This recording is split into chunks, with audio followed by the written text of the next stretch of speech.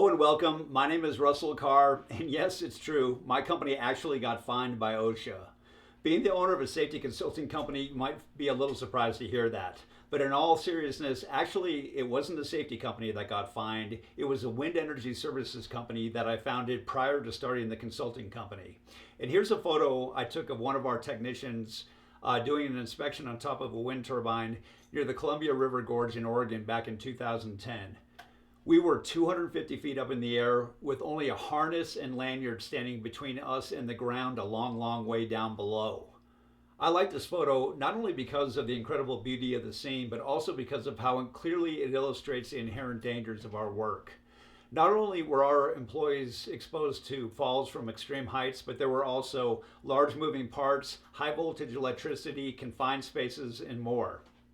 We encountered major safety hazards every single day. And because of that, the fear of having a serious injury or fatality in the company followed me around all the time like a dark cloud. I felt that responsibility and stress every single day, especially when the phone rang. So as a result, I was always very focused and committed to managing safety, but to be perfectly honest, at the time, I didn't fully understand exactly what that meant. But over those years, I backed up that commitment by literally spending tens of thousands of dollars on safety, including hiring high-priced safety managers, buying and maintaining specialized equipment, training, attending conferences, and a lot more. But despite my best efforts, I still made a lot of mistakes along the way, which often led to much bigger problems, many of which I later found out that I couldn't control.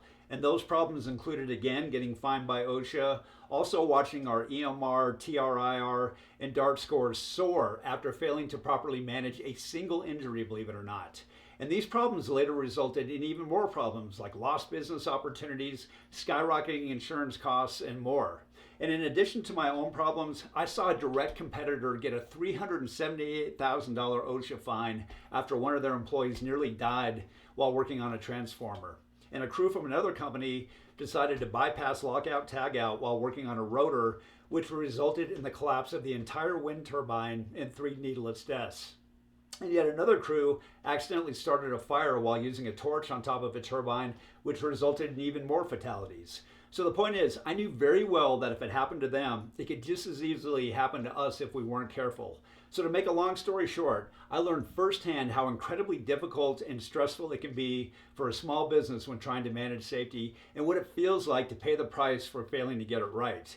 And these and other experiences later inspired me to found Berg Compliance Solutions, which is a company that is dedicated to helping other small businesses to manage environmental health and safety compliance and risk. So I've decided to chronicle some of these stories, including my mistakes made and lessons learned, in a new series I'll be posting in the coming weeks and months.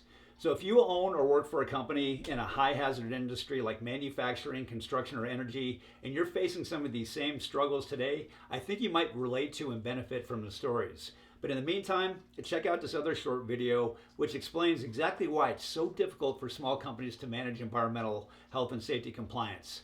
Thanks for watching, and I'll see you next time.